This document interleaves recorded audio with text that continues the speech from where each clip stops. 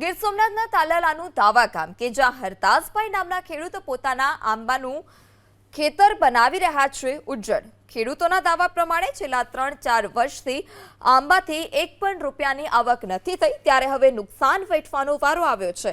6 વીઘાનો બગીચો છે, જેમાંથી એક પણ આંબામાં કેરી નથી આવી। ગ્લોબલ વોર્મિંગને કારણે આંબા પર કેરી ન આવતી હોવાનો ખેડૂતો દાવો કરી રહ્યા છે। આ સાથે જ હવે 35 વર્ષ જૂના આંબાને હટાવવા ખેડૂત મજબૂર બન્યા। દવાનો છંટકાવ કરવા છતાં પણ સમસ્યાનો ઉકેલ નથી આવતો, ત્યારે હવે આંબાને હટાવી લઈ રવિ પાક માટે આયોજન કરી રહ્યા છે। ઘઉં, બાજરી, ચણા, મગફળીનું વાવેતર કરીશું તે પ્રકારનો ખેડૂતનો દાવો।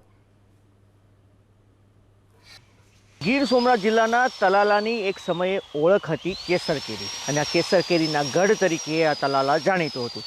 પરંતુ આજે આ તલાલાના ગ્રામ્ય વિસ્તારોમાં આ જ કેસર કેરીના બગીચા છે તે તહસ-નહસ થતા દ્રશ્યો છે તે સામે આવ્યા છે।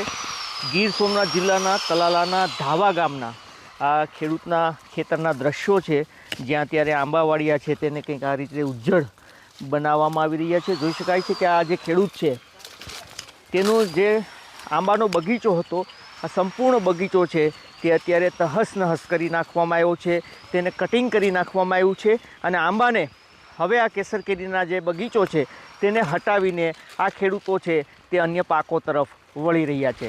કારણ છે કે હજુ આમાં પણ જે ફ્લાવર છે તે દેખાઈ રહ્યું છે, પરંતુ જે કેરી બંધાવી જોઈએ, જે મગીઓ બંધાવવો જોઈએ એ નથી બંધાતો, જેના કારણે આ ખેડૂતો છે તે છેલ્લા 4-5 વર્ષથી ભારે નુકસાનીનો સામનો કરી રહ્યા હતા, અને હવે તે અંતે થાકીને આ જે આંબાવડિયા છે તેને દૂર કરવાની કામગીરી ખેડૂતો દ્વારા અહીંયા પર થઈ રહી છે, અલગ અલગ ખેડૂતો દ્વારા।